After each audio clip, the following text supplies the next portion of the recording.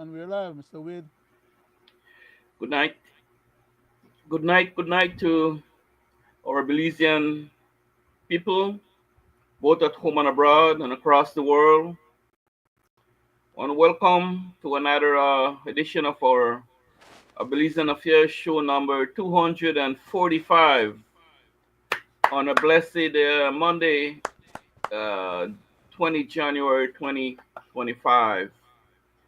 Um, there's a lot going on around the world and in Belize. Never seems to be, you know, you know, it's always something and something that is detriment to our country and people. You know, sometimes one question our leaders, right? Um, Sometimes no, it's not under their control.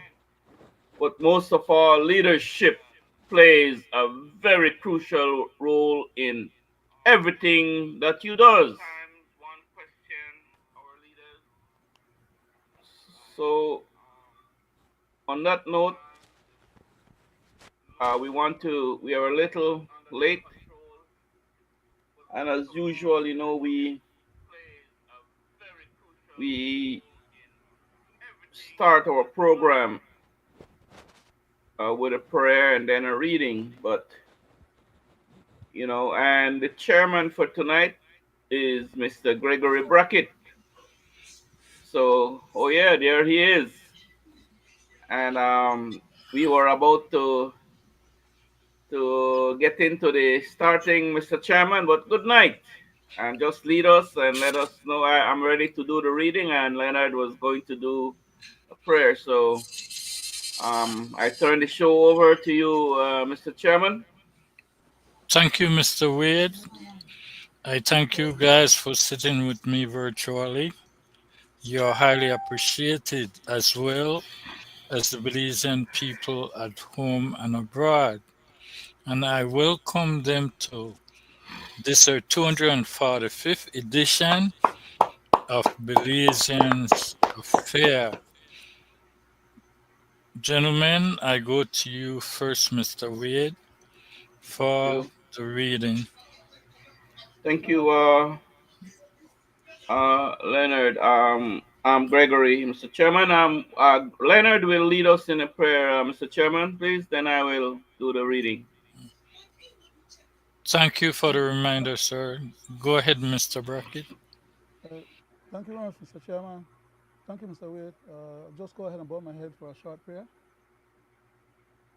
Divine loving Father, thou who art our Creator and the Creator of the universe and all that in them are, into thine hands we commend ourselves.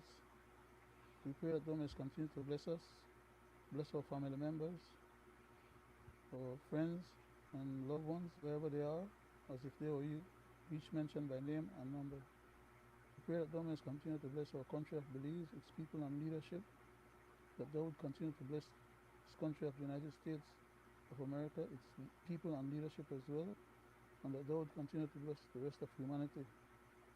Thou knowest our hearts, our desires, even our most secret thoughts. Thou knowest our trials and tribulations. Please continue to be with us. Help us with this program tonight that we may impart some valuable input to our countrymen and those who listen to us tonight as well as afterwards at their own timing. Please continue to abide with us, strengthen us, and protect us. We ask these mercies in Jesus' name. Amen. So wait, Mr. Chairman. Thank you. Thank you. Thank you, Leonard. Yes, sir. Thank you, Mr. Chairman. Should I proceed, Mr. Chairman? Proceed, Mr. Wade. Thank you. Thank you. I will do a reading from Peter, Peter 2, chapter 2, 1 to 10. And it reads, "But false prophets also arose among the people, just as there will be false teachers among you, who will secretly bring in destructive heresies, even denying the master who brought them, bringing upon themselves swift destruction. And many will follow their sensuality, and because of them, the way of truth will be blasphemed. And in their greed, they will exploit you with false words. Their condemnation from long ago is not idle, and their destruction is not asleep. For it for if God did not spare angels when they sinned, but cast them into hell and committed them to chains of gloomy darkness to keep them until the judgment. If he did not spare the ancient world, but preserved Noah and Herald herald of righteousness with seven others, when he brought a flood upon the world of the ungodly. If by turning the city of Sodom and Gomorrah into ash, he condemned them into extinction, making them an example of what is going to happen to the ungodly. And if he rescue righteous Lot, greatly distressed by the sensual conduct of the wicked, for as that righteous man lived among them day after day, he was tormented his righteous soul over their lawless deed that he saw and heard. Then the Lord knows how to rescue the godly from trials and to keep the unrighteous under punishment until the day of judgment, and especially those who indulge in the lusts of defiling passion and despise authority, bold and willful, they do not tremble as they blaspheme the glorious one. That's my reading from Peter 2 1 to 10. Back to you, Mr. Chairman. Thank you, Mr. Wade. Welcome. Gentlemen and people at home and abroad, we are in a new year. We have seen the sworn in of a new president of the United States. Today we had the opening of our High Court here in Belize, and we know we are moving forward to a general election. All these things coincide one when it comes to our country, as the US is our number one trade partner. But I'm also stating this because we know for a fact that the new president is speaking about mass deportation, and we know that it has to do with a worldwide thing. I am specifying this because I want to really go tonight and speak about what that deportation will mean to us and look at what Belize has done in effect to our CARICOM neighbors when it comes to the United States. Mr. Brackett, can you turn your mic up a little bit before we proceed? Let me go to the first tip, gentlemen. This is of most importance. This is your Belize Constitution, Chapter 4, as in force on March 1st, 2012. Your Belize Constitution is your supreme law. Supreme law means there is no other law above it. But the PUP and UDP lawyers have enjoyed a loophole for 36 years to override the supreme law in many instances, such as the granting of citizenship to enemies of this nation. Let's take a look at our Constitution. Part 3, Citizenship, Section 29(3) reads, "No person shall be entitled under the provisions of this part to be a citizen of Belize or be granted citizenship of Belize if such person shows any allegiance to or is a citizen of a country which does not recognize the independence, sovereignty, or territorial integrity of Belize, provided," and here is the important part, Belizeans, "that the minister may, in his discretion, grant Belizean citizenship to persons falling under this subsection who would otherwise be entitled to such citizenship under the provisions of Section 23 and 25 of this Constitution, until this illegal claim by Guatemala against Belize is dropped, or elected officials should be upholding our supreme law. Granting citizenship contrary to our supreme law or constitution and jeopardizing our sovereignty and very existence as a nation and as a people should be considered treason."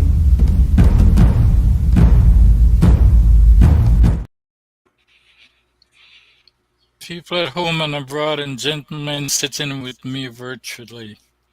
I had to play this because tonight's show I want to speak specifically about the mass deportation that will happen.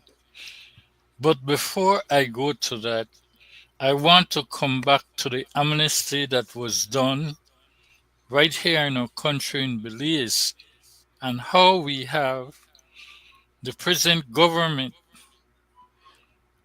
and the past government violating our constitution when it comes to Guatemalans coming in this country. In fact, it does not only has to do with the government, as we know the Prime Minister is the head of immigration, but it has to do also with our police department and our Commissioner of Police, who is, I believe, facilitating native of Guatemala to come in our country in violation of our constitution and resides here. Mr. Wade, I go to you first. Uh, Mr. Chairman, and my people both at home and abroad, you rightfully played that excerpt there from the law of our land. Um, Most people, do not know, and most people know our constitution. Um, this has been happening for decades now. Seems that it's a way of life. Um, Constitution clearly states who should be granted citizen of Belize. Um, you know, and seems that other countries totally defile it, disrespect it, because Guatemala did do not do not respect the sovereignty and the territorial integrity of Belize. Do not. They had refused to sign. Other world leaders. There were two countries that refused to sign. Guatemala was one of them, right? But yet, their government continuously defile. They encourage um, to they help bastardize our constitution, right? They have no respect for our territorial integrity. Namely, I could name quite a few because I was a member of the security forces, and it goes way back. And they continue to do what they want to do. We see it play out in the Sarstoon, in our waters, how they disrespect our territorial integrity. And none of our leaders, past and present, do the right thing in terms of gather. We are independent, but we are still under the Commonwealth.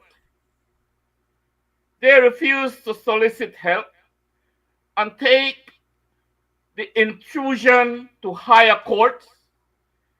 They refuse to report Guatemala to the international community and the right way, right? For the international community to help us to put an end to it.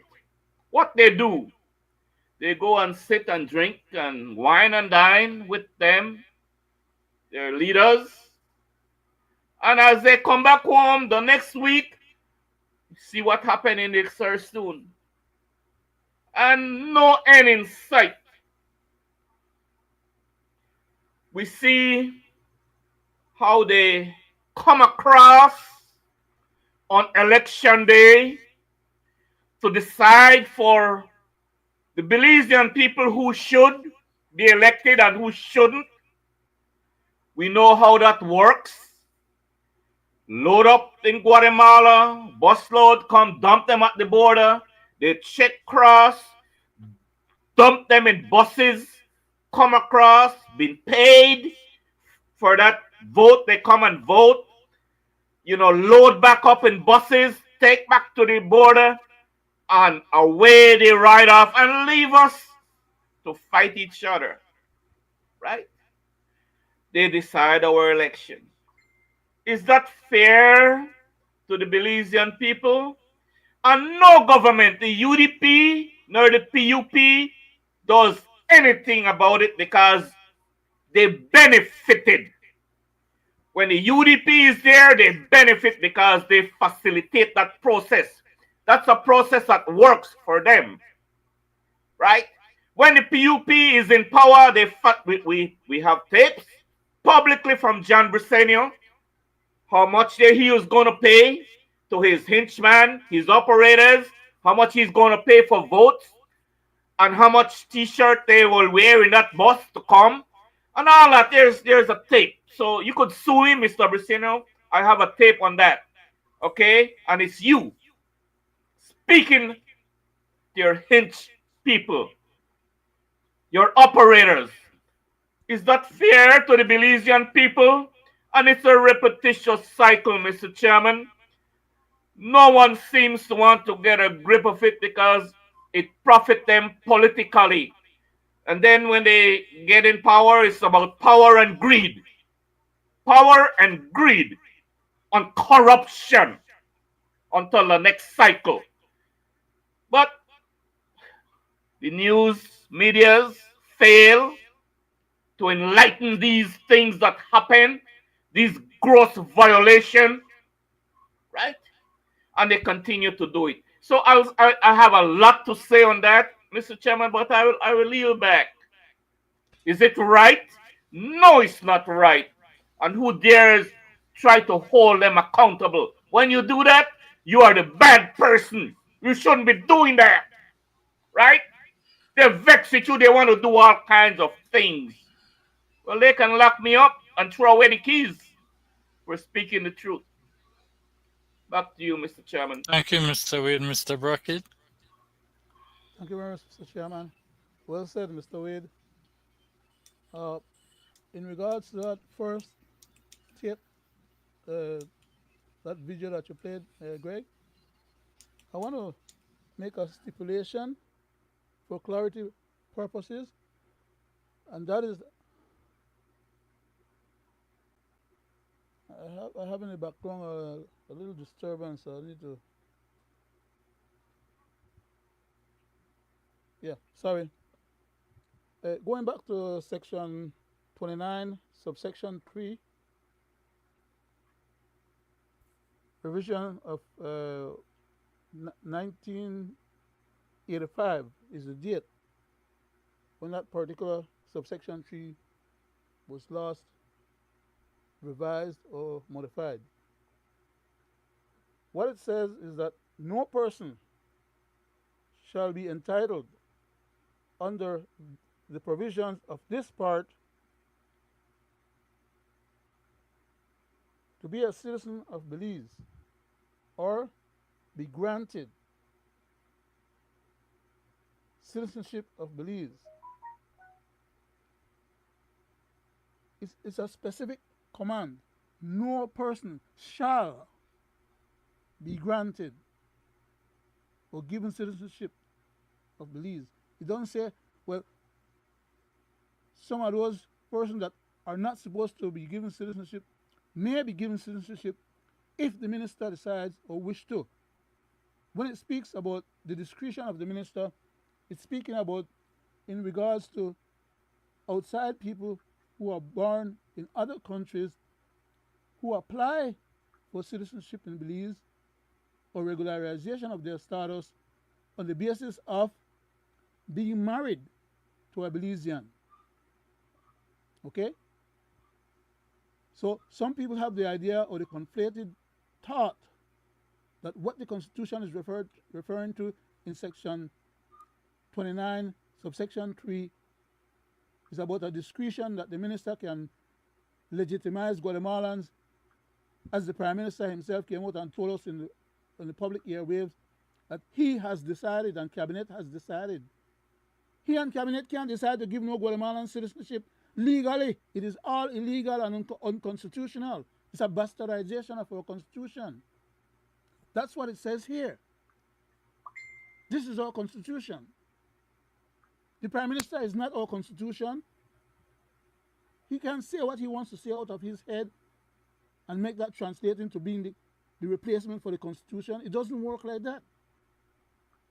He's a scofflaw when he behaves in that manner, as to outrightly violate our Constitution without any regards to its existence. Even if he's not a lawyer, he has lawyers in Cabinet. And when he wants to get lawyers to go and fight the local Belizeans who are trying to force him to do the right thing for our country, he can find money to pay them. So he needs to go and pay lawyers to give him proper advice and stop hard and pull the process and bullyreg the process.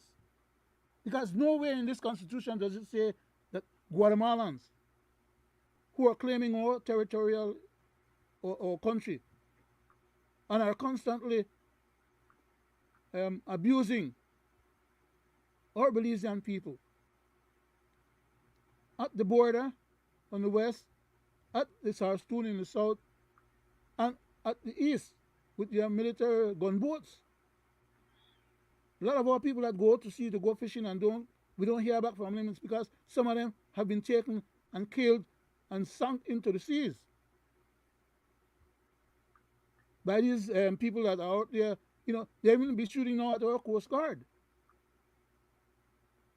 And our Prime Minister is pretending like, oh, well, we have to be so neighborly to the Guatemalans, them, to the point that we have to violate the Constitution and treat them better than they treat us, or treat them better than, you know, love them more than they love us, or love them more than we love ourselves. That is that give up our patrimony or allow the knucklehead Prime Minister and his henchmen them in cabinet to go into cabinet and make decisions that are contrary to our constitution and try to implement them. They are so sympathetic to the interests of Guatemala. Why don't the hell they go over there, go and live? Instead of trying to muzzle us to become the 23rd district of Guatemala. I want to read a little bit more of the same subsection 3 here, Mr. Chairman, if you allow me for a second, sir. It says, no person shall be entitled under the provisions of this part to be a citizen of Belize or be granted citizenship of Belize if such person has shown any allegiance or is a citizen of any other country which does not recognize the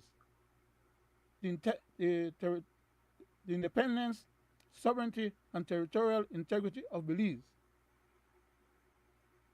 From way back then, when this matter was dealt with in our constitution in 1985, the last time it was updated for that particular purpose, we had known that we had a problem with the Guatemalan. We knew we had a problem with them many years before that. In fact, we had a problem with them hundreds of years before then. And these knucklehead fools are coming to us, the new Belizeans apparently, that are not supposed to know their history or know enough to recognize that we are being bamboozled by our Prime Minister and many other ministers and people in high official position in our country that are contravening and violating our constitution. And we are not supposed to be able to recognize that or have anything to say about it or do anything about it. Why? Because we entrust them with our governance power. The Constitution tells them that they are not supposed to be doing what they are doing. But they have no regards for the Constitution. Why doesn't the DPP, the Attorney General, the Commissioner of Police, or any of the people that have a constitutional authority go and arrest these gentlemen for sedition and or for treason? I'd like for somebody to explain that to me. And I don't want the smarter answer or explanation about, well, because they are the bosses of these other officers. These other officers have constitutional powers vested in them to carry out mandate on behalf of the rest of the people. We are the government of the country. Those guys are only caretakers. And they're supposed to be taking care of our business the way we stipulated in our constitution and expect them to perform. They don't own the country or own us. Yes, I know that they paid a few people a few dollars when election time to get their vote. But that doesn't mean that they bought the country or bought the powers of the country. I yield back, Mr. Chairman. Thank you, Mr. Brackett. You're welcome, sir. Mr. Brackett, you asked a question. But I hate to say this, that the answer to your question is called complicit. We are living in a country that is not working in accordance with our constitution and separation of powers. And once you have executive power and executive rule, this is why we are caught up in this situation. But to answer your question, let's go to the tape. I want to ask about the official complicity of the department in facilitating the movement and the regularization of illegal migrants into Belize. I have here a number of police records which were presented at the station that night in Dangriga. These are police records for persons who've only been in the country 6 weeks and have no formal status, didn't even have any documents. Someone showed up at the Dangrega police station with records. Police records are 4 of them. I want to stress that these are regular police records. We know, I have investigated this, and I know that when a migrant or someone without permanent status in Belize applies for a police record, they get a special record. That's a different kind of record. But these people had regular records from the Criminal Records Office, and even many of them without their passport number. This suggests to me that the police department at a high level is facilitating the regularization of illegal immigrants. Second, it may be facilitating persons whose labor is being exploited. This becomes an issue going into amnesty. Because if you are going into amnesty and you have a police record, somehow you get a regular police record, then you are halfway, your foot is halfway in the door, even though you only arrived here 6 weeks ago. I do not associate myself with your comments, and somehow I believe that you are being misled or being used to create mischief. What is the purpose of an immigration amnesty program? Isn't it to regularize illegal migrants? But not people who've been here 6 weeks. Answer the question. Isn't it to... Gentlemen and people at home and abroad, I stopped the tape as you heard the commissioner himself is complicit.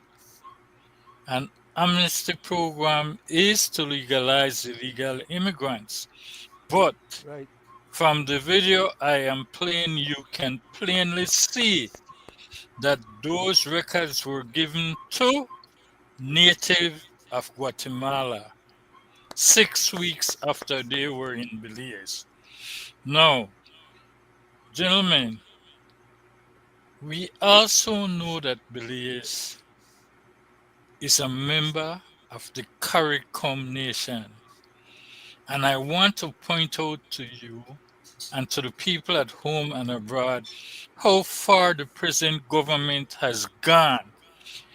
Past and present government, as I stipulated, has failed at external, internal, and domestic policy.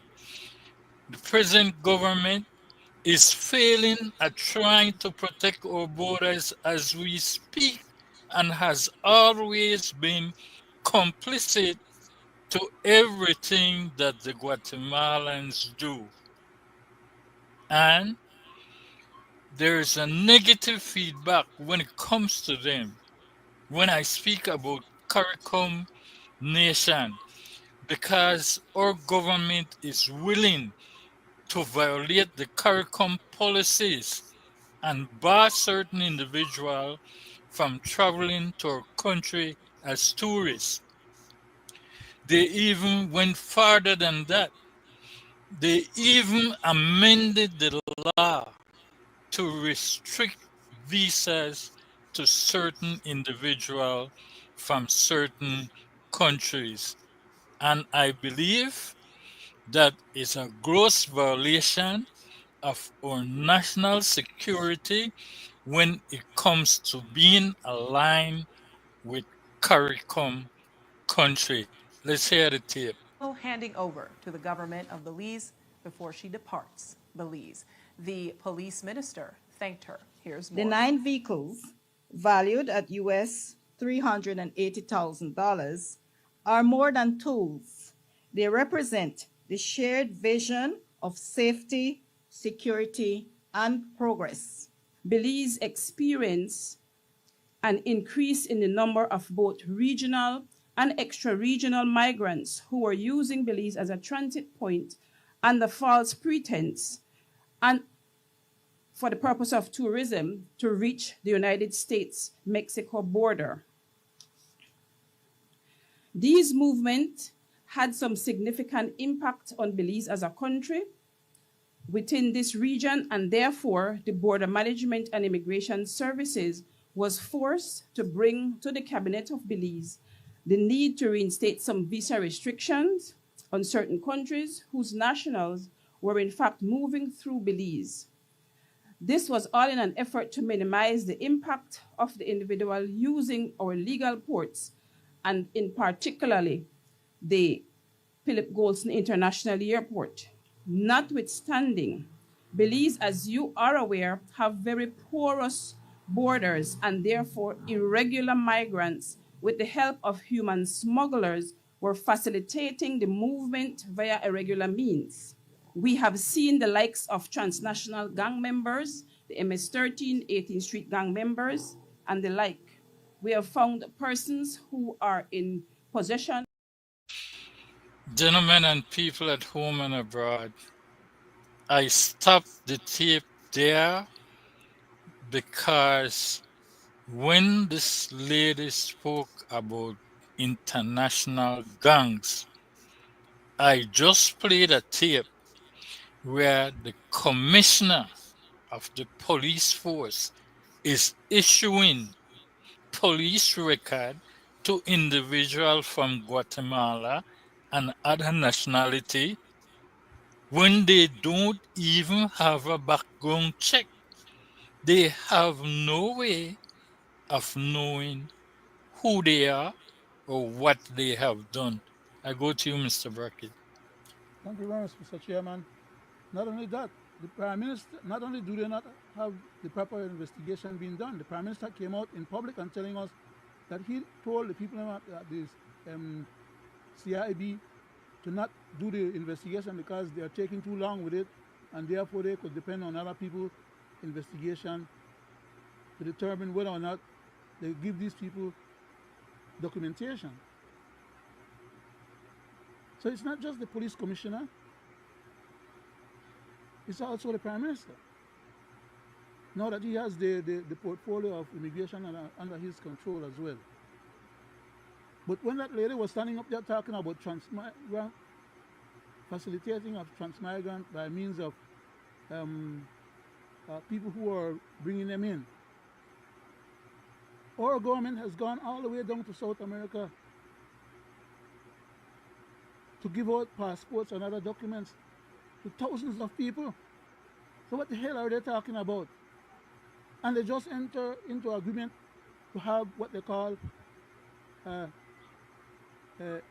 MOI, I think they call it, Office or OMI or something, but it's an Office of Migration, of International Migration, where they're taking in money to facilitate a lot of those people who are trying to come to the United States by walking, and traveling that distance. It's called a MOU. They are accommodating those people in Belize, which is a very small country, and don't have the resource to be able to accommodate them, while they are denying our CARICOM members who, by virtue of the treaties that we have, should be able to travel in and out of Belize or to Belize without any such restrictions. They are facilitating who they want, and they're talking craziness about gang members and all kind of stuff. Those people, that young man where Harlem pulled the other day at the airport, came in there as no gang member. It's not gang members that are coming from Jamaica or Haiti or any other Caribbean countries that they're after. They're after just the people that have the color of the skin black. Because their agenda is to facilitate our country turning into a Latin country, because black people are not supposed to be on the Latin part of America. If they knew their history or anything about anthropology, they would know that black people have been living in America for tens of thousands of years. Black people were there even before the indigenous people that are now classifying themselves as being the Mayans of Belize were there. The Olmecs, the Tainos, the Red Caribs, who are people from that came across the oceans and mingled with the Asiatic people. And these people need to learn, but they're not interested in learning and knowing nothing, other than just being able to do what they want. And what they want is they have been suborned. They are operating not as Belizean officials, but they're operating as if they are suborned by foreign interests and foreign money that's sponsoring their migration effort, to the point where the Prime Minister can take so many different government departments of Belize down to Orange Walk, and in one day time facilitate those people with documentations, in addition to giving them legal status, and also give them ability to get social security, and ability to get lands, and ability to get a whole lot of other things, medicals, and all kind of things that local Belizeans are restricted from getting. They're not financing the hospital, so people, they don't even have gauze, they don't have tape. But they can have these people come and take and use the what they call it, the thing with the new healthcare system, NHI. the NHI, and benefit from it. And they decide who can get and use the NHI. And the people from Southside can't get no services. I yield back, Mr. Chairman. I have a lot more to say about those subject matters, but I don't want to monopolize. Thank you, Mr. Brackett. If we listen to the lady speaking about our porous border that our government cannot protect, but here we have a government trying to protect a great nation's border by denying the people of CARICOM country, which should travel freely around CARICOM country, they are being denied. Mr. Wade, I go to you. Thank you. Thank you, Mr. Chairman. Well said. Thank you, Leonard. Well said. You're welcome. In my personal view, and this is the way I see it and understand it, past government, which was the UDP, they are very discriminatory, which is very odd because most of the UDP officials were black, right? But they also were suborned and discriminated about on their very own. They did the same thing that the PUP are doing now, right? PUP government, very discriminatory, very. You mentioned CARICOM. We all know the meaning of CARICOM. You know, where they're entitled to go and how much protection they should have within CARICOM, right? We all know that. And we see the bastardization of that agreement by our very own officials here, right? But they quick to facilitate our Belizean patrimony, namely our passport, to send to the Latin American countries, namely Honduras, Salvador, Nicaragua, and you name it, right? Quick to take out the box of our Belizean passport to these countries and distribute it, right? Accept all these that ladies talk about the problem and they are there to police this and bull crap, right? That was just some venom, right? Why? Because there is money involved. The US is giving millions of dollars to the Belize government, past and present, to facilitate that process, right? You listen to our commissioner, right? He got to dance when they sing that tune. They beat the drum. He got to dance, right? I'm sorry to say that, my brother, but you got to dance. You cannot go contrary, right? That's why, Greg, you show those police report, right? You show that, and it's all anybody that has any knowledge or know that some hanky-panky is going on there, right? But look at what they do, like you mentioned there, Greg, to our brothers from Jamaica. The only crime that I see that young man had committed, is because he was black. That's the only crime I see compared to other people that comes into this country. Criminals up to the top. Criminals. Are they being treated that way? Hell no. Right? We see it play out every time. And yet you have these people sitting up there to the world saying all these good things that they're doing, which is, they should be charged for inhumane treatment. When Guatemala wanted to attack Belize, who jumped to, was ready to come and help us fight. Not Nicaragua, not Honduras, not Salvador, Jamaica. They say they're willing to send their soldiers to help us. And I'm just showing you the way these people, see people, and they talk about they do not discriminate. Who the hell are they saying that to? When it's blatant, right?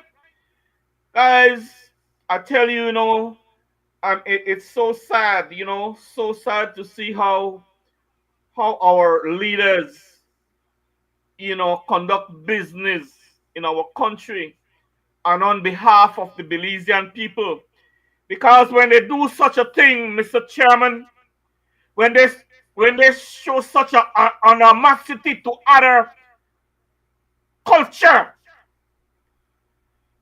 it goes on record and they say the Belizean people, they didn't say the immigration department, they didn't say Said Musa, they didn't say Briseño, they didn't say Courtney, no.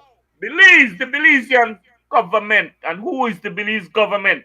The people, right? So they do that, and like I say, they should be held accountable individually for the things they do and the things they say individually. And again, another thing they do, Mr. Chairman and Leonard, they like to say the Belizean people. They use the word the Belizean people, which is a darn lie. The Belizean people didn't tell them to go and bring a terrorist in this country. Did they have a vote for that and say the Belizean people welcome the terrorists? But what they say, no, the Belizean people welcome this terrorist in our country. That word didn't come from my mouth. Worldwide known, he's a known terrorist, was in jail for the title, terrorist. Who accepted him? Not the Belizean people. So these people should be held accountable, right? Who accepted the Palestinian Liberation Army? The PLO that came in last week. Is the Belizean people okay with that? Is all of us okay with accepting these people in our country to visit us? No, not all of us. But no, they say the Belizean people. They need to stop doing that. Because it's not fair and it's not right to do that. Hold a plebiscite, hold a referendum to say who want these people in. Take a vote. Yes or no? Don't do that and then use the word the Belizean people. Because it's wrong to do that. So, Mr. Chairman, I think that these people individually who do these things should be held accountable. And all these migration and amnesty and things, it's all about money given by the US to Belize. It's all about money. They just got some money here again, for something that they $3 million that they should give to the children and the school, equip the school. And it's just we only hear this same item had happened umpteen times before. Does the school have Wi-Fi? Huh? Does the school have a feeding program? Do our children are being fed at the school? No. But here again, they got some money in the name of one of the items, Wi-Fi for the children and a feeding program. That's part of what that money should be spent on. And where are the rest of other money? Unaccounted for. The children, the poor children of this country end up with zero, nothing. Anyway, I say no more, Mr. Chairman. Back to you. Thank you, Mr. Wade. And rightfully said, because they just got some money from the United States for school just recently. I told you what was one of the two items. And now they are getting, I think it's like 3 million from Taiwan 3.8 for school again. But same item. The last time. The BTL has already installed network in some of these schools. Because I've traveled around and I see them. But to continue on what I was saying, it's a shame that our Belizean government and our police department is facilitating illegal immigrants who they don't even know what their records are and is criminalizing the born Belizeans who is living abroad or who has committed crime and fled the country. It's a shame because you know why? These Belizean people, my people, who is born and has an alienable right to come home if there's a problem, is being treated in violation of Section 16(2) of our Constitution. Discriminatory. And I want you, the people at home and abroad, to know I have a gut feeling. I believe this election would not have happened in November because if there's mass deportation and Belize come back home, Belizean come back home, they will be eligible to vote in the election. And the minority of Belizean now living in Belize because of immigration amnesty, the born Belizean minority range will excel. The gap would widen. So I believe this election has to be called before those people get sent back home. Okay? And we are not just talking about Belizeans who committed a crime, because a crime is for anyone. Anyone can get in a crime. The incident that happened with the BDF.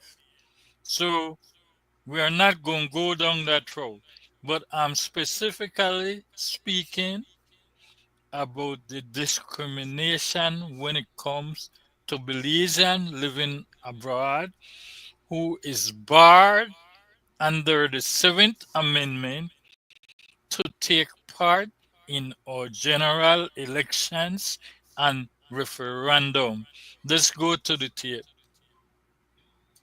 Yes, of course. Now let's talk about let the deportations begin. Yeah, well, Sad. like I said, Sharice is in the MAGA line. I think we have the footage now. He's in the line to get into the inauguration, so you can see. And as I said, she went out there very early, but you know, the deportations begin this week. Tomorrow. The plan is that it will begin in Chicago, where there are a lot of Belizeans. And we want to so all this talk that the Compol has been doing, they only got 1 dozen at Engan, which is a fiction. So there's massive security this morning. This is just more of the street being blocked on the way to the arena. We're not seeing any crowds down that way. The crowds are really up this way, and it's wrapping around maybe 4 blocks on the way to that arena. The limit that they've told us is about 20. Okay, so you get an idea of the scale of it. Yeah. But when these deportations begin, which started in really the deportations picked up already in December, right? But when these deportations begin, it could create a lot of social stress on Belize. All of us know anecdotally, many who have gone seeking asylum. Yes. A lot of these people have gotten what's called TPS, temporary permit status, temporary permit status, TPS, right? A lot of them have gone, according to the New York Times, 1.1 million totally are on TPS status. 2.6 million are waiting on asylum claim. That includes a lot of Belizeans, right? That includes a lot of Belizeans. So it's really serious when these persons start to get sent back. Now, Belizeans, there are so many in Chicago, and that's where the raids will supposedly start. Now, Mr. Trump, you know, he's a salesman, and he projects one thing, but the reality, logistically and financially, is a lot different. In 2019, when he led a crackdown, he said we were going to deport 2,000 people. They only managed to do 35. It's not that easy. First of all, as a illegal, you have to make yourself invisible. That's what every person does immediately. And so it's really going to be, we'll have to see what happens, but I don't think it's going to be that easy. However, they will be sending more Belizeans back who are in this TPS category. And persons in TPS have been allowed to work. They get social security numbers and they work. And all of us know Belizeans who are over there who gone there and they make them wait for a week, then they let them out and work. America needs the labor, right? Cheap labor, and that's what Belizeans represent. For us, it's not cheap. It's 13 US an hour. That's not cheap for Belizeans, but you know, over there, most Americans don't want to do that kind of work. But it'll be very interesting to see what happens and how far they go with that deportation, what kind of effect it has on Belize. Yeah. I know the crisis in New York, which is another state that they're cracking down right now. Sanctuary city? Yes. That's a sanctuary city, yeah. Chicago is a sanctuary city as well. It's going to be chaos. Yeah, it's going to be, you know, a lot of, you know, the Mr. Trump is emboldened. Yeah. Right? So I want to see, you know, even if he'll send an ambassador to Belize. Last time the ambassador never made it. They were nominated. Months before he left office, his designated ambassador. But let's see how it goes. Let's see how it goes, Jules. And with that, we've come to the end of our beat.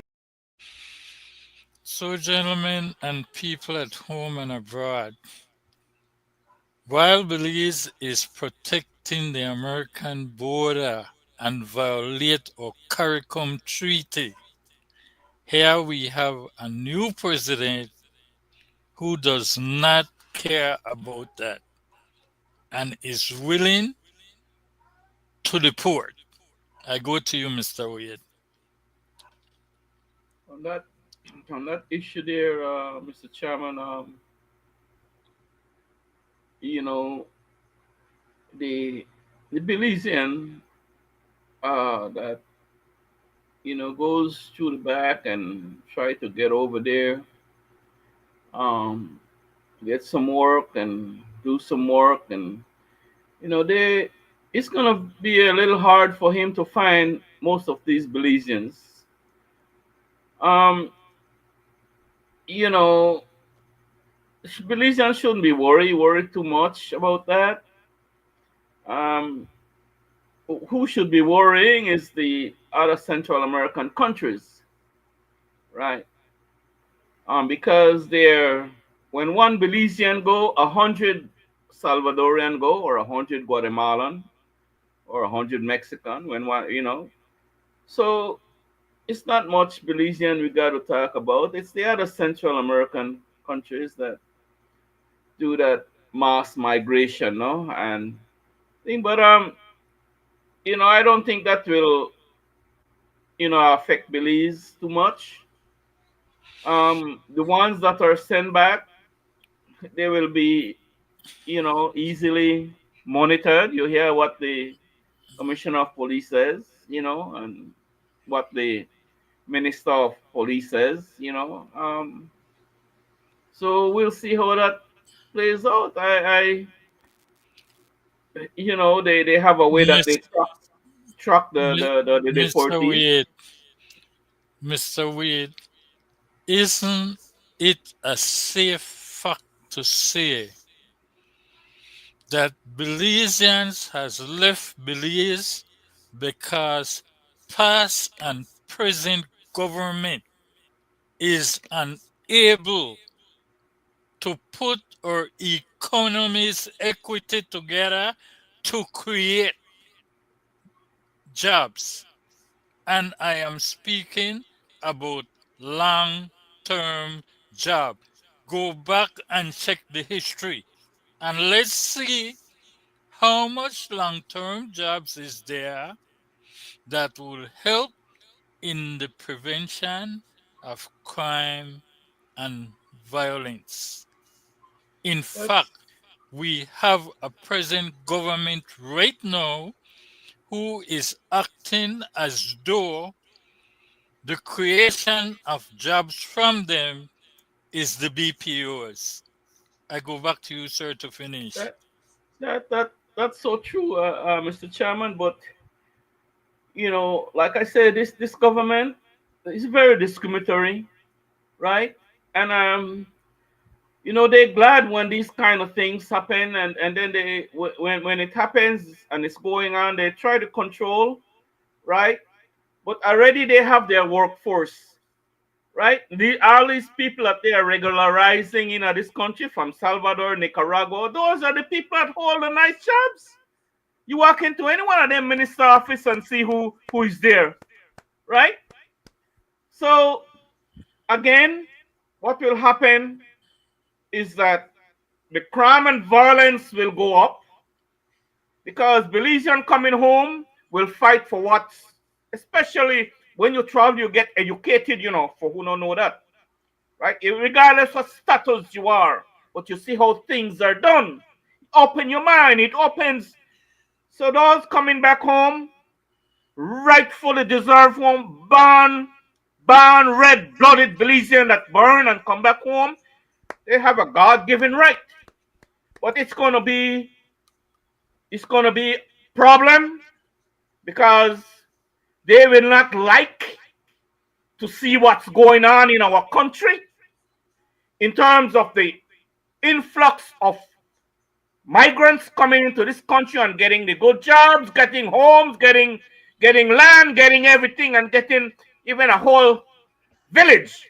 Oh yeah, make this a village so we vote PUP or vote UDP. Make this village the man down south, they do a hell of a good job on that.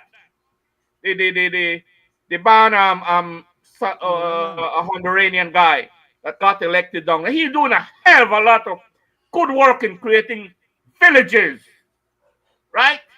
Not of born Belizean, not of born Belizean. Okay, for you all information who do not know. That is what's happening as I speak right now. Now, you better so not these brag. Belizeans coming back home, Mr. Chairman, will have the God-given right to speak out on what they cannot get, that what rightfully belongs to them. And they will want to should demand why I cannot get it. Let them tell them why they cannot get it. Right? So, and the ones, Mr. Government, Mr. Briseño, and you're going, if you think that these Belizean that is going to be sent back home will shut them out, you have another thing coming, Mr. Man. Okay? Because rightfully so, they will make more demand because this is their home. Yeah, them burn. They don't come back on naturalize here. No. Like the rest that you naturalize.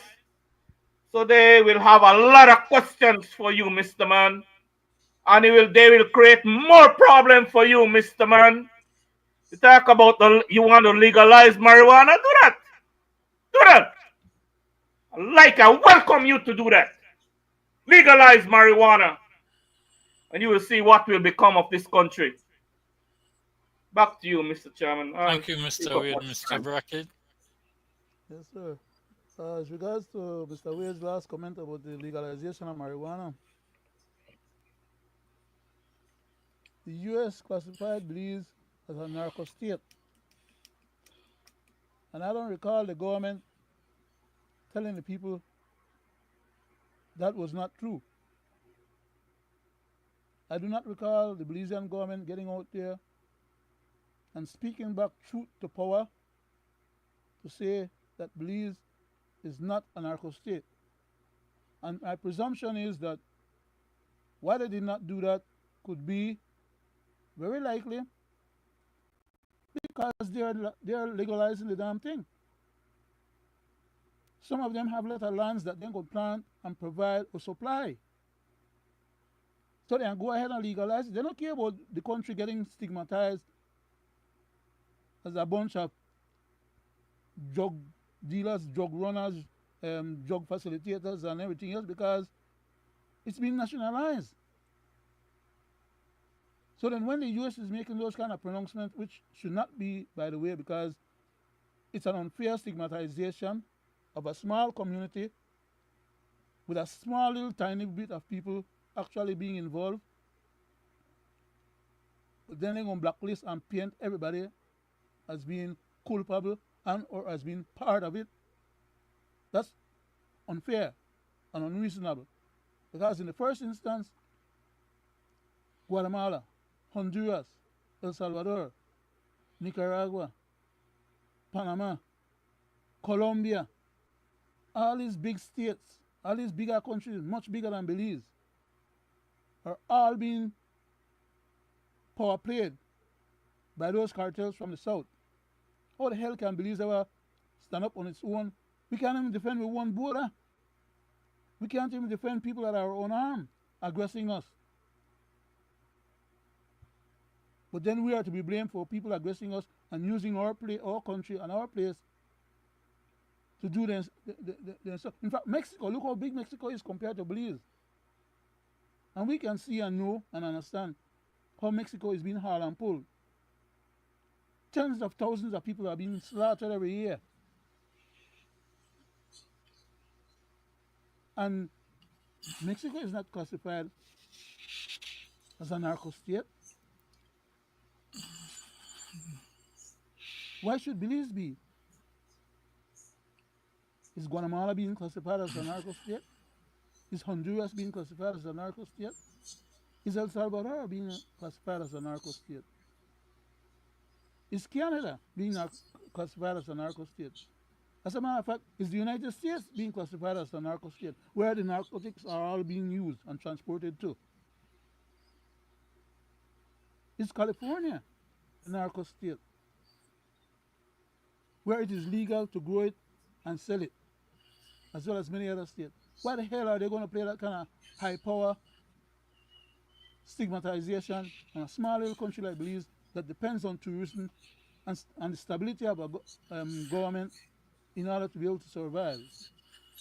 It's like they're cutting out the legs from under your body and then they blame you for falling down. It's unfair and unreasonable. But I wanted to go Mr. back Brackett, to something that you had mentioned earlier, Mr. Chairman. Mr. Brackett, if I may, just to Go ahead, sir. piggyback I'm on sorry. that, Go ahead. Go ahead. isn't it true, people at home and abroad, we heard the Prime Minister said that the guys on the south side is killing themselves because of drugs.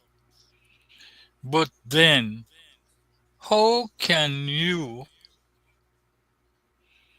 receive just over 300,000 in Mr. vehicle Chairman, Mr. and Chairman, can you I will divert? change your law Mr. to Chairman, stop two CARICOM country citizens from going to the uh, American border or reaching America? I go back to you, sir. sir, um, how many planes of drugs have been found in the vicinity or in the city of Belize proper? Can anyone please inform me? Because maybe I don't know. How many planes have landed in Belize or the near vicinity of Belize that was burned and they couldn't find the drugs or the money? Where are those planes landing? But these are the ones that we know of, because there are many others that land, deliver and stuff, and then they take off and go about their business. We only know about the one that will get damaged when they land and they can't take off. So the drug is not happening in Belize City, much less it's outside of Belize City. So where would this jackal and joker of a prime minister that we have in Belize can come out and stipulate to us in Belize and the rest of the world that the Southside black Belizeans them are the drug entities? When his one father was arrested in America because of big drug peddling or being involved in drug trade, why does he persist with that mindset to try and stigmatize a whole community and blame them for some of the things that his one father was involved with? Why don't he shut his damn mouth up? Or if you go talk, go get the information first and then talk. Not just pull any kind of nonsense out of your back pocket and forge it out, because the man is smart enough to know better. So I don't have no respect for anybody like that. I respect the position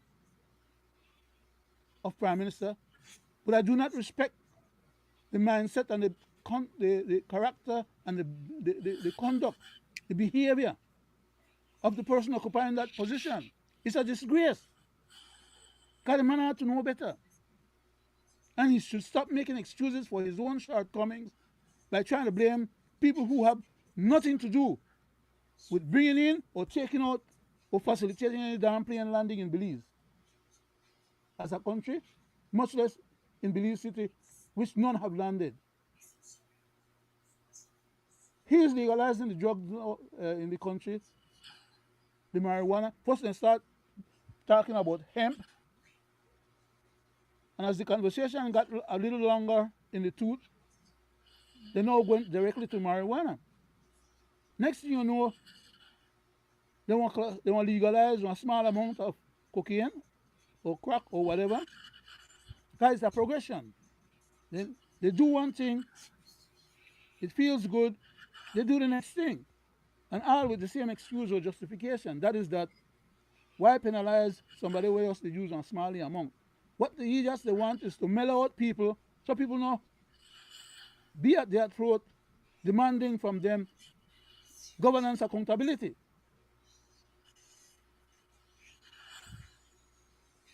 No Belizean will live the Belize outside.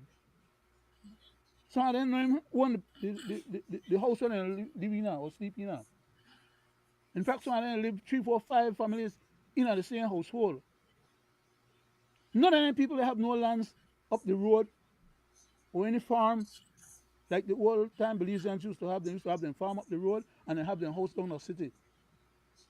But none of the current Belizeans, them down the city there, the black people them I'm talking about, have any lands up the road that they probably haven't mortgaged to the bank already, if they had, in order to survive, so that now they can go and use those lands to plant any marijuana or any hemp or participate in the drug trades. So why the hell are they still being stigmatized as being the drug dealers, drug runners, and the one they kill up themselves, like you said earlier, Greg, over drugs? These people know they plant no farm full of marijuana or whatever else drugs. They don't have the land to plant it on. They don't have the facility or the ability to be able to move around and do that kind of stuff successfully. I know that they're legalizing it.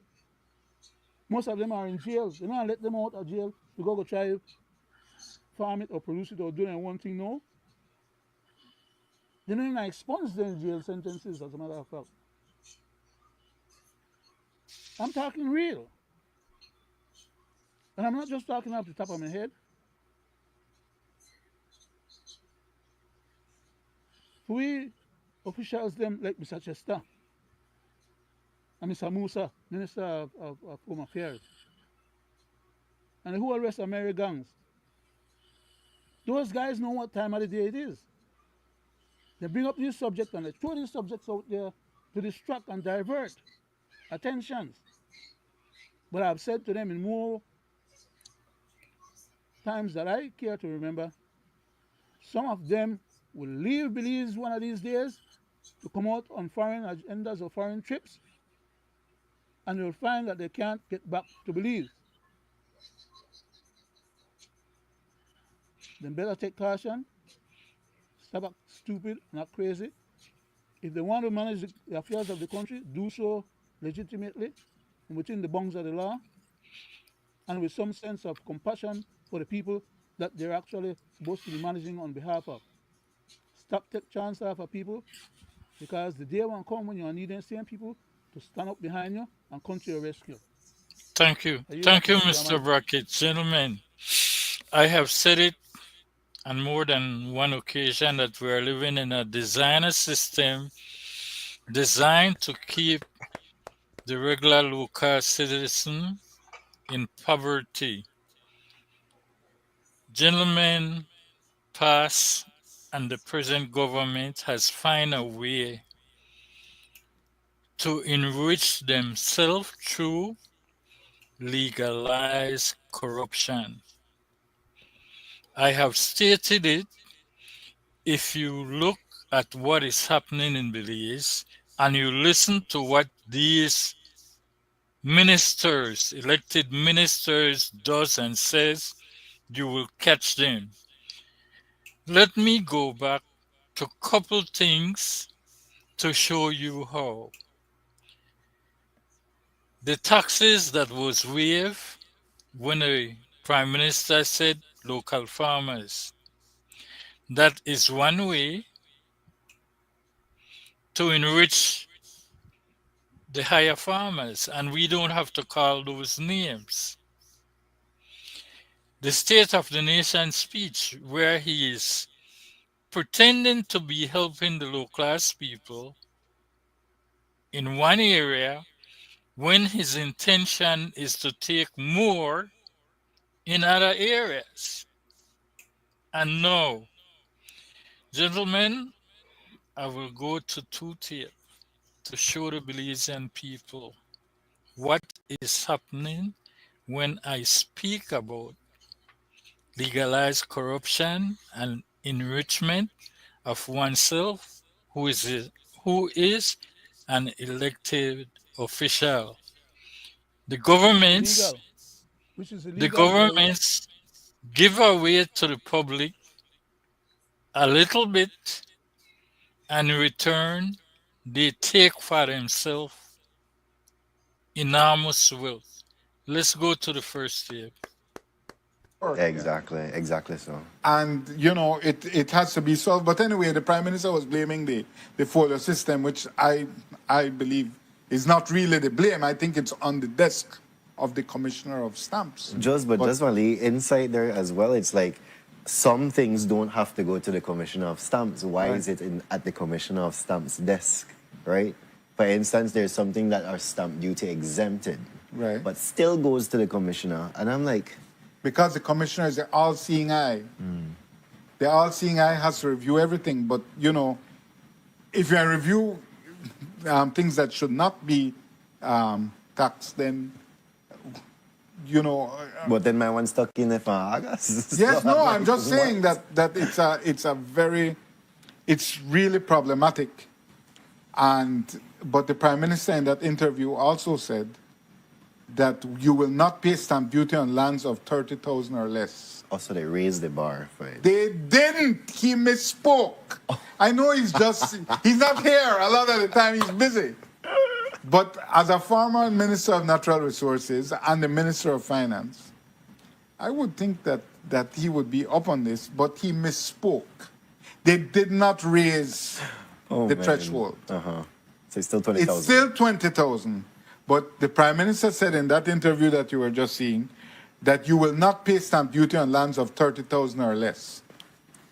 Big mistake that caused a lot of confusion because people say, well, okay, no, because these things, right now it's exempted 20,000 or less, right? Anything over that, you pay 5%. And that created a lot of confusion. So I'm here as a Prime Minister spokesperson to say, yo, we made a mistake. We didn't mean it. We good? We good. Sorry, I mean 20,000. Sometimes you're thinking fast, but the words are coming slow. We're going to think slow and the words come fast. We're going to change it up. So I need a national debate to say. Exactly. Yeah. But I was reviewing the new stamp duty regulations, and it has some really good things in there. Mainly the exemption, and I think we have the law, the exemption of the 1.5% stamp duty on mortgages of less than 100,000. Right. That is a great thing. That will help a lot of people, give a lot of people ease. So if your mortgage is less than 100,000, you don't pay that 1.5%. Another great feature of the law. I think we have some pictures of the law. Another great feature of the law is that if you are making what would be called in the old days a deed of gift, right? If you, to a sibling or to a child, you are gifting a piece of land. It's a gift. It's genuinely a gift. But that was still being assessed for stamp duty. And it was wrong.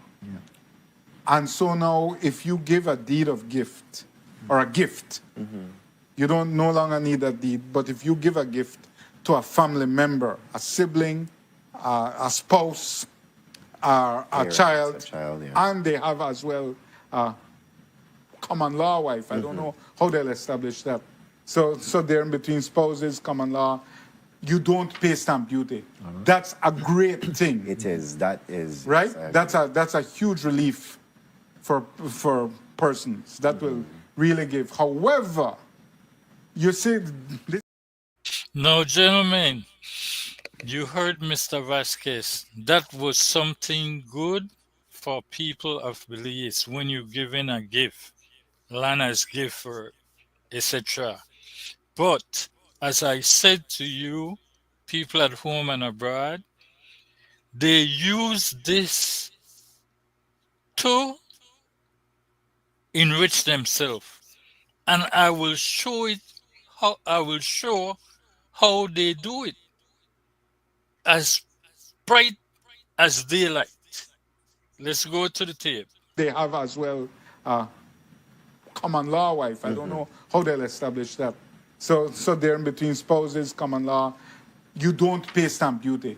That's a great thing. It is. That is. Right? That's a huge relief for persons. That will really give. However, you see, this is how the PUP work, because the PUP, and I have to say Chris Coy is the architect, is in service of the oligarchy. They are a neoliberalist party. But they wear the cloak of the good old George Price, serve the people. However, no, don't come to my favorite neoliberals yet. I'm coming to them right now. But if we could bring back the law, that second page of the law that we showed, you will see that it also exempts from stamp duty persons. If you own a company, you wholly own a company, and you want to transfer to yourself, you pay no stamp duty on that. No, the attorneys and drive that system crazy. Not that one. It's the other one that we showed earlier. A transfer of a property by a company to a purchaser, successor, whatever, provided that in the event that the beneficial owner and the transferee company are the same person. So, Jules, I own company Jules, and I want to transfer it to my name. Normally, that would pay stamp duty. This is something, now regular people don't know about own company and transfer land. That is for the rich and the super rich and politicians. That makes sense. Yeah. Because when you're in a government, you put it in a company name. Assets. What's that? Protect your asset. Yes, you put it in a company name, but then you get out of office, circumstances change, you put it in your name. So these are high capital transfers. Definitely. That are now being exempted from stamp duty. Because, but it's in the cloak of these great pro-poor exemptions, but then you're putting in this thing that will enable all the rich and super rich to just start move things wrong. And I think the losses in stamp duty revenue will be significant because all them people who got shell companies just and start move the shells without paying any stamp duty. Wow. Indeed. And then there's another one as well for if you have a $10 million fund and you are doing some transfer with this $10 million fund, you don't have to pay any stamp duty. Bro, if you have a $10 million, it says it. It's item G. If you have a $10 million fund, you should be paying stamp duty. Yeah. Right? And I think earlier on, they had made an amendment to the economic substance law as well, where holding companies pay 0% stamp duty. I'm saying these are very pro-oligarchical, and the word oligarchy is in all our heads because what Mr. Biden said, America is now, oligarchies are emerging in the United States. We are in the grips of an oligarchy in this country. That is real. We have to be honest about that. Yeah, right. And I believe these laws are meant to facilitate them. And so I would never accuse the good Minister of State and Ministry of Finance of not working in the public interest. I gave some great examples of some pro-poor initiatives. But we have to be on the lookout for these initiatives that deprive the country of tax revenue by those who can afford to pay.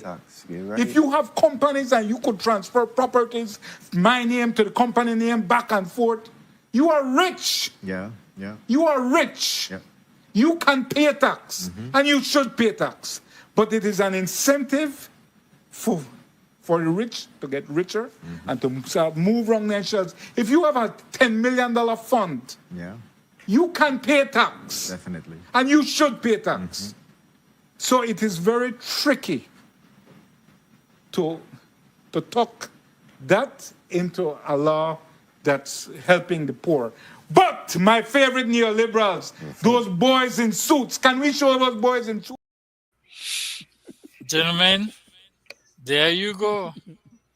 Mr. Wade, 2 minutes, sir. Thank you, Mr. Chairman. Quickly, I'm glad you showed that because we've been saying this all along. All these laws that they have been inflicting on the people of this country, and watch to the end. Watch from the end who gets the nice padded everything. The ministers, right? But then throw it out there like they do a good thing for the poor people, but it's not really for the poor people. Like you says, when they leave office, they want to be able to move around their assets and thing. And you see who gain and who profit, and you see who they're looking out for. So when this man venom these lies, and we call out the lies that tears, this is just an example of when we say, then they lie.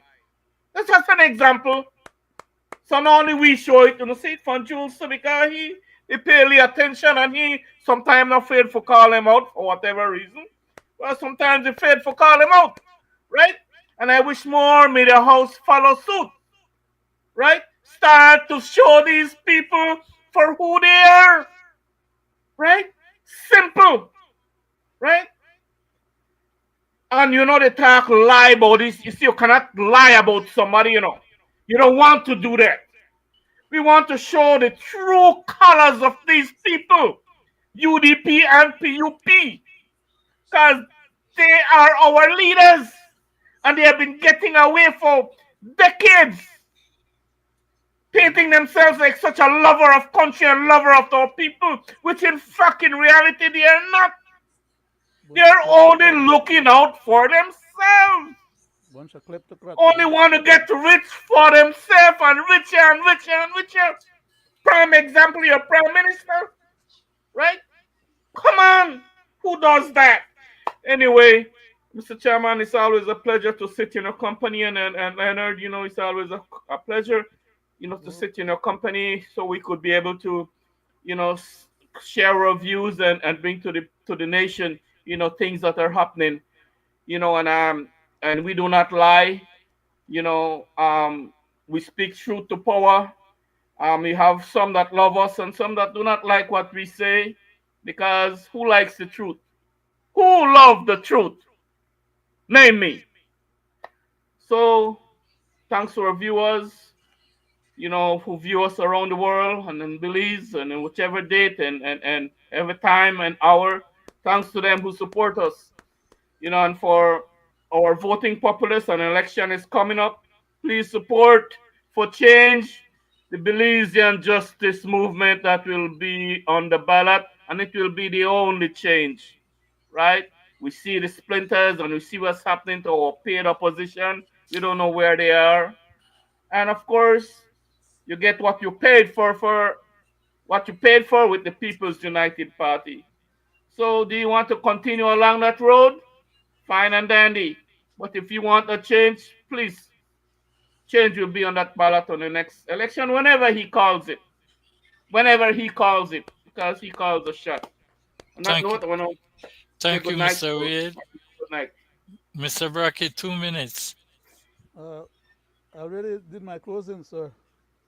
Okay, well, thank Mr. you Wade did closing again. for all of us, Good I guess. night to people at Thank you, home Mr. and Wade. abroad.